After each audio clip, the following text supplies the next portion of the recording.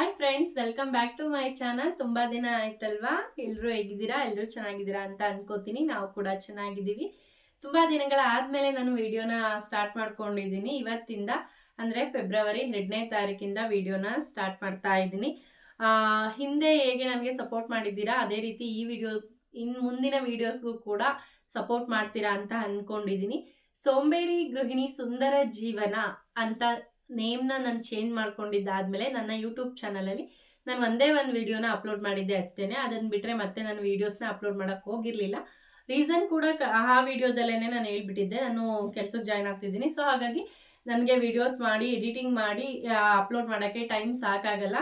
ಹಾಗಾಗಿ ನಾನು ವಿಡಿಯೋಸ್ನ ನಿಮ್ಮ ಜೊತೆ ಶೇರ್ ಮಾಡ್ಕೊಳಕ್ಕಾಗಲ್ಲ ಅಂತೇಳಿ.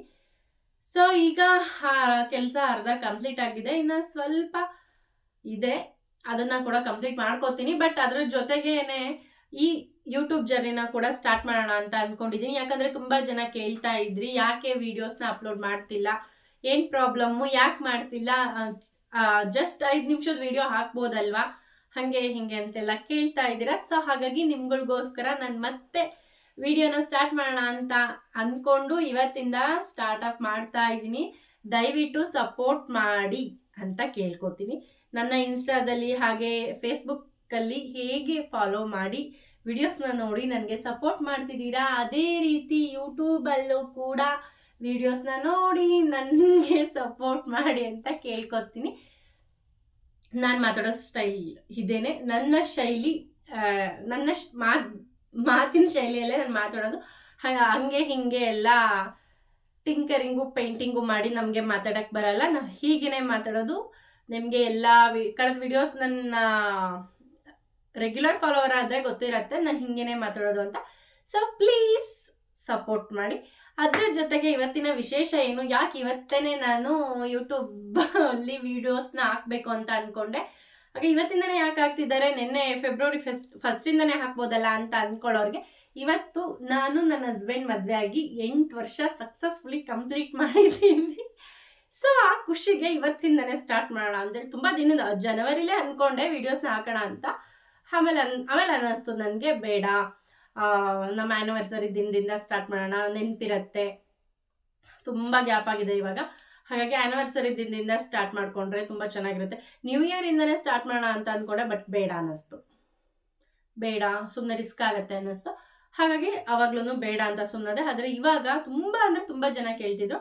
ಹಾಗಾಗಿ ನಮ್ಮ ಆ್ಯನಿವರ್ಸರಿ ದಿನದಿಂದನೇ ನನ್ನ ಯೂಟ್ಯೂಬ್ ಜರ್ನಿ ಕೂಡ ಸ್ಟಾರ್ಟ್ ಆಗಲಿ ಅನ್ನೋ ಕಾರಣಕ್ಕೆ ಇವತ್ತಿನ ನಾನು ವೀಡಿಯೋಸ್ನ ಅಪ್ಲೋಡ್ ಮಾಡೋಕ್ಕೆ ಹಾಗೆ ಶೂಟ್ ಮಾಡೋಕ್ಕೆ ಸ್ಟಾರ್ಟ್ ಮಾಡ್ಕೊಂಡಿದ್ದೀನಿ.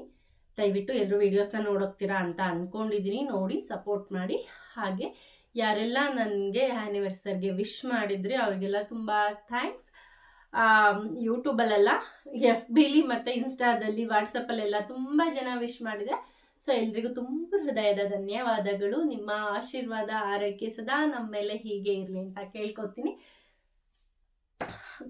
ಗೊತ್ತಾಯ್ತಲ್ಲ ಫ್ರೆಂಡ್ಸ್, ನಾನು ಇನ್ನು ಮುಂದೆ ವೀಡಿಯೋಸ್ನ ಅಪ್ಲೋಡ್ ಮಾಡ್ತಾ ಇದ್ದೀನಿ. ದಯವಿಟ್ಟು ಸಪೋರ್ಟ್ ಮಾಡ್ತೀರಾ ಅಂತ ಅಂದ್ಕೊಂಡಿದ್ದೀನಿ. ಪ್ಲೀಸ್ ಕೀಪ್ ಸಪೋರ್ಟಿಂಗ್ ಮೀಯಾ. ಮತ್ತೆ ಫ್ರೆಂಡ್ಸ್ ಎಲ್ಲ ಹೇಗಿದ್ದೀರಾ? ತುಂಬ ದಿನ ಆಯಿತು, ಮಾತಾಡೋಕೆ ತುಂಬಾ ಇದೆ. ಇನ್ನು ಮುಂದೆ ಡೈಲಿ ಮಾತಾಡ್ತಾ ನನ್ನ ಜೊತೆ ನೀವು ಕೂಡ ಮಾತಾಡ್ತಾ ದಿನಗಳನ್ನ ಕಳೆಯೋಣ. ಈ ವರ್ಷದಲ್ಲಾದರೂ ಏನಾದರೂ ಒಂದು ಅಚೀವ್ ಮಾಡೋಣ. ಎಲ್ಲರೂ ಅವ್ರವ್ರ ಜೀವನದಲ್ಲಿ ಏನಾದರೂ ಒಂದು ಗೋಲ್ ಇಟ್ಕೊಂಡಿರ್ತೀರಾ. ಏನೋ ಹೇಳ್ತಾರಲ್ವಾ, ಈ ವರ್ಷ ಇದನ್ನೆಲ್ಲ ಮಾಡಬೇಕು ಅಂತ ಪ್ಲಾನ್ ಮಾಡ್ಕೊಂಡಿರ್ತೀರಲ್ಲ, ಅದನ್ನೆಲ್ಲ ಅಚೀವ್ ಮಾಡಿ. ನಾನು ಅಷ್ಟೊಂದೆಲ್ಲ ಪ್ಲಾನ್ ಮಾಡ್ಕೊಂಡಿಲ್ಲ. ಸದ್ಯಕ್ಕೆ ನನ್ನ ಮಗ ಅಂಗನವಾಡಿಯಿಂದ ಕಾನ್ವೆಂಟಿಗೆ ಜಾಯ್ನ್ ಆಗ್ತಾನೆ ಈ ವರ್ಷ. ಅದೇ ಒಂದು ಸ್ಪೆಷಾಲಿಟಿ. ಅದನ್ನು ಬಿಟ್ಟರೆ ಇನ್ನೇನು ಅಂದ್ಕೊಂಡೇನಿಲ್ಲ. ಅದು ನೋಡೋಣ, ಹೋಗ್ತಾ ಈ ವರ್ಷ ಎಲ್ಲಿಗೆ ಕರ್ಕೊಂಡೋಗುತ್ತೆ ಅಂತ. ಹೋದ ವರ್ಷ ಅಷ್ಟೊಂದೇನು ಚೆನ್ನಾಗಿರಲಿಲ್ಲ ಫ್ರೆಂಡ್ಸ್. ನನ್ನ ಲೈಫಲ್ಲಿ ಎಲ್ಲ ಬರೀ ಫ್ಲಾಪೇ. ಅಂದರೆ ಫುಲ್ ಓವರಾಲ್ ಜೀವನದಲ್ಲಿ ಎಲ್ಲ ಫ್ಲಾಪೇ ಆಗಿರೋದು. ಈ ವರ್ಷ 2025 ಆದ್ರೂ ಎಲ್ಲಿಗಾದರೂ ಕರ್ಕೊಂಡು ಹೋಗುತ್ತೋ ಅಥವಾ ಇಲ್ಲೇ ಇರಿಸುತ್ತೋ ಅಥವಾ ಅದಕ್ಕಿಂತ ಡೌನ್ ಮಾಡುತ್ತೋ ನೋಡಬೇಕು. ಸದ್ಯ ಎಲ್ಲೂ ಕರ್ಕೊಂಡು ಹೋಗ್ಲಿಲ್ಲ ಅಂದ್ರೂ ಪರವಾಗಿಲ್ಲ, ಕೆಳಗಡೆ ಮಾತ್ರ ಈ ವರ್ಷನೂ ಕರ್ಕೊಂಡು ಹೋಗೋದು ಬೇಡ ನಮ್ಮನ್ನ ಅಂತ ಅಂದ್ಕೊತೀನಿ. ಸಾಕು, ಈ ವರ್ಷ ಬಿದ್ದಿರೋದೇ ಸಾಕು ಕೆಳಗಡೆ. ಇದಕ್ಕಿಂತ ಕೆಳಗಡೆ ಬಿದ್ದರೆ ಅಷ್ಟೇ ಆಗೋದೇ ಇಲ್ಲ. ಇದು ನನ್ನ ವಿಡಿಯೋ ಸ್ಟಾರ್ಟಪ್. ತುಂಬ ಮಾತಾಡ್ತೀನಿ ಅಂತ ಅನಿಸಿದ್ರೆ ದಯವಿಟ್ಟು ಕ್ಷಮಿಸಿ. ನಾನು ಹಿಂಗೇನೆ ನನ್ನ ಹಳೇ ಫಾಲೋವರ್ಸು, ರೆಗ್ಯುಲರ್ ಫಾಲೋವರ್ಸಿಗೆ ತುಂಬ ಚೆನ್ನಾಗಿ ಗೊತ್ತು ನಾನು ತುಂಬ ಮಾತಾಡ್ತೀನಿ, ತುಂಬ ಕುಯ್ತೀನಿ ಅಂತ ಹೇಳಿ. ಯಾಕಂದರೆ ನಾನು ವಿಡಿಯೋ ಸ್ಟಾರ್ಟ್ ಮಾಡಲ್ಲ, ಸ್ಟಾರ್ಟ್ ಮಾಡಿದ್ರೆ ವಟ ವಟ ವಟ ಅಂತ ಮಾತಾಡ್ತಾನೆ ಇರ್ತೀನಿ. ಯಾರು ಬೇಜಾರು ಮಾಡ್ಕೊಂಡ್ರು ಅಷ್ಟೇ, ಖುಷಿ ಪಟ್ರು ಅಷ್ಟೇ. ನನ್ನಿಂದ ಯಾರಿಗೂ ಬೇಜಾರಾಗದಿದ್ರೆ ಅದು ನನ್ನ ಏನಂತ ಹೇಳ್ತಾರೆ ಸೌಭಾಗ್ಯ. ಬೇಜಾರಾದರೆ ದಯವಿಟ್ಟು ಕ್ಷಮಿಸಿ, ಖುಷಿ ಆದರೆ ಎಲ್ಲರೂ ಸ್ಮೈಲ್ ಮಾಡಿ ಅಷ್ಟೇನೆ. ಏನಪ್ಪ ಈ ಹುಡುಗಿ ಇಷ್ಟು ದಿನ ಸಾಫ್ಟಾಗಿ ಸಮಾಧಾನವಾಗಿ ಮಾತಾಡೋಳು, ಇಷ್ಟೊಂದು ಜೋಶಲ್ಲಿ ಎಂಟ್ರಿ ಕೊಟ್ಟು ಮತ್ತೆ ಜೋಶಲ್ಲೇ ಹೊರಟೋಗ್ಬಿಡ್ತಾರ ಅಂತೆಲ್ಲ ಅನ್ಕೋಬಿಡಿ. ಇಲ್ಲ, ಈ ಸಲ ಏನು ಜೋಶಲ್ಲಿ ವಿಡಿಯೋನ ಸ್ಟಾರ್ಟ್ ಮಾಡಿದ್ನಿ ಅದೇ ಜೋಶಲ್ಲಿ ಫುಲ್ ವಿಡಿಯೋ ಫುಲ್ ವಿಡಿಯೋ ಅಂತ ಹೇಳೋಕ್ಕಾಗಲ್ಲ, ಯೂಟ್ಯೂಬ್ ಜರ್ನಿಲಿ ಯಾವುದೇ ಕಾರಣಕ್ಕೂ ಕಿಕ್ಔಟ್ ಆಗಲ್ಲ, ಕಂಟಿನ್ಯೂಸ್ ಆಗಿ ಹಾಕ್ತಾ ಇರ್ತೀನಿ. ಎಷ್ಟು ಜನ ನೋಡ್ತಾರೆ, ಎಷ್ಟು ಜನ ನೋಡಲ್ಲ, ಬ್ಯಾಡ್ ಕಮೆಂಟ್ಸು, ಪಾಸಿಟಿವ್, ನೆಗೆಟಿವ್ ಇವೆಲ್ಲ ಇತ್ತೀಚಿನ ದಿನಗಳಲ್ಲಿ ನಾನು ಈಗ ನೋಡಿರೋ 1.5-2 ತಿಂಗಳ ಜೀವನದಲ್ಲಿ ಎಲ್ಲದನ್ನು ನೋಡ್ಬಿಟ್ಟು ಮನೇಲಿದ್ದು ನೆಗೆಟಿವ್ ಕಮೆಂಟ್ ಮತ್ತು ಪಾಸಿಟಿವ್ ಕಮೆಂಟ್ಸ್ ನೋಡೋದು ಬೇರೆ, ಹೊರಗಡೆ ಓಡಾಡಬೇಕಾದ್ರೆ ನೋಡೋದು ಬೇರೆ. ಈ ಹೊರಗಡೆ ನಾನು ಓಡಾಡ್ತಿರೋ ದಿನಗಳಲ್ಲಿ ಎಷ್ಟೊಂದು ಜನ ನನ್ನನ್ನು ರೆಕಗ್ನೈಸ್ ಮಾಡಿ ಮಾತಾಡ್ಸಿದ್ದಾರೆ. ವಿನುತಾ ಅವರಲ್ವಾ ನೀವು ಅಂತೇಳಿ. ಸೊ ನನಗೆ ತುಂಬ ಖುಷಿ ಆಗ್ತಿತ್ತು ಅವಾಗ. ಬಟ್ ಅವ್ರು ಯಾರು ಅಂತ ನನಗೆ ಗೊತ್ತಿರ್ತಿರ್ಲಿಲ್ಲ. ಎಷ್ಟೊಂದು ಜನ ಮಾತಾಡ್ಸಿದ್ದಾರೆ ಆಯಿತಾ. ಅವ್ರು ಯಾರು ಅಂತ ನನಗೆ ಗೊತ್ತಿರ್ತಿಲ್ಲ. ನನ್ನ ಮುಖ ನೋಡ್ತಿದ್ದೆ, ಯಾರಪ್ಪ ಇವರು, ನಾನು ಹೆಂಗೆ ಗೊತ್ತು ಇವ್ರಿಗೆ, ರಿಲೇಷನ್ಸಾ ಇಲ್ಲ ನಮ್ಮ ಮನೆಯವ್ರ ಫ್ರೆಂಡಾ, ಹಿಂಗೇನೆ ಯೋಚನೆ ಮಾಡ್ತಿದ್ದೆ. ತುಂಬ ಜನ ಬಾಯ್ಸು ಮಾತಾಡ್ಸಿದ್ದಾರೆ, ಹುಡುಗಿರಿಗಿಂತ ಜಾಸ್ತಿ ಹುಡುಗರೇ ಮಾತಾಡ್ಸಿರೋದು. ಹುಡುಗಿರು ಕೂಡ ರೆಕಗ್ನೈಸ್ ಮಾಡಿದ್ದಾರೆ. ಅಕ್ಕ ನೀವು ವಿನುತಾ ಅಲ್ವಾ, ರೀಲ್ಸ್ ಎಲ್ಲ ಮಾಡ್ತೀರಾ ಅಲ್ವಾ ನೀವು ಅಂತೇಳಿ.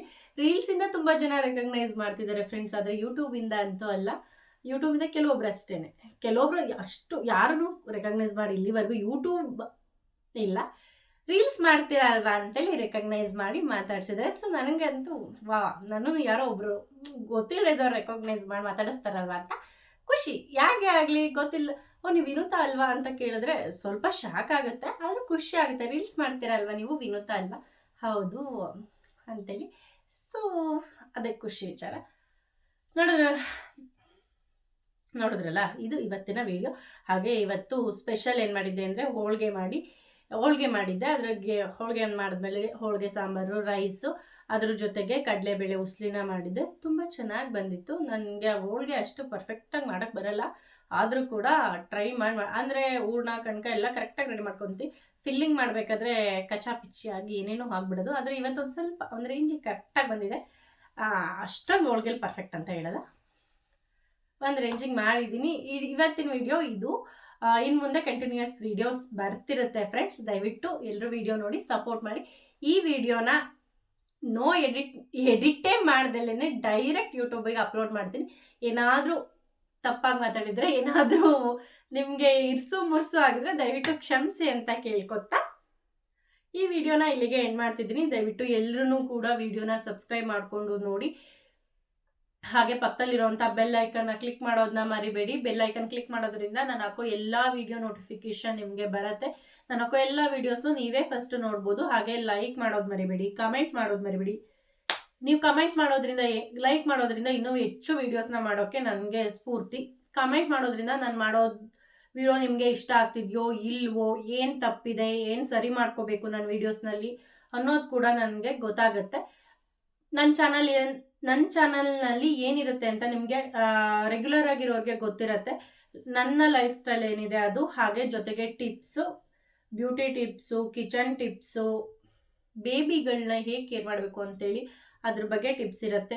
ಫುಲ್ ಟ್ರಾವೆಲು, ಆಲ್ ಓವರ್ ಎಲ್ಲ ಕಾಂಬೋ ಆಫರ್ಸು ನಮ್ಮಲ್ಲಿದೆ. ಎಲ್ಲ ಕುಕ್ಕಿಂಗಿಂದ ಹಿಡಿದು ಟ್ರಾವೆಲ್ ತನಕ ಎಲ್ಲ ವೀಡಿಯೋಸ್ನು ನಾನು ಅಪ್ಲೋಡ್ ಮಾಡ್ತೀನಿ. ಆಲ್ ಇನ್ ಆಲ್ ಒಂದು ಕನ್ನಡ ಚಾನಲ್ ನಂದು. ಎಲ್ಲ ಥರ ವೀಡಿಯೋಸ್ನು ಅಪ್ಲೋಡ್ ಮಾಡ್ತೀನಿ ಅಂತ ಹೇಳ್ತಿದ್ದೀನಲ್ಲಿ, ಸಾರಿ ಮೆಸೇಜಸ್. ಎಲ್ಲ ವೀಡಿಯೋಸು ಇರುತ್ತೆ. ಕಿಚನ್ ಟಿಪ್ಸು, ಬ್ಯೂಟಿ ಟಿಪ್ಸು, ಹಾಗೆ ಹ್ಯಾಕ್ಸ್ ಕೂಡ ಆ್ಯಡ್ ಮಾಡ್ಕೋಬೇಕು ಅಂತಿದ್ದೀನಿ. Lifestyle, travel, cooking tips. ಹಾಗೆ ನಾವು ರೈತರಾಗಿರೋದ್ರಿಂದ ಅದನ್ನ ಮರೆಯೋಂಗೇ ಇಲ್ಲ. ರೈತರಾಗಿರೋದ್ರಿಂದ ನಾವು ಹಾಕೋ ಬೆಳೆ, ಆ ಬೆಳೆಗೆ ಹಾಕೋ ಗೊಬ್ಬರ, ಆ ಬೆಳೆಗೆ ಹೊಡೆಯೋ ಔಷಧಿ, ಮೆಡಿಸಿನ್ಸ್ ಹೇಳ್ತೀವಿ ಅದೆಲ್ಲ ಇರುತ್ತೆ. ಹಾಗೆ ನಾವು ಅಷ್ಟೇ.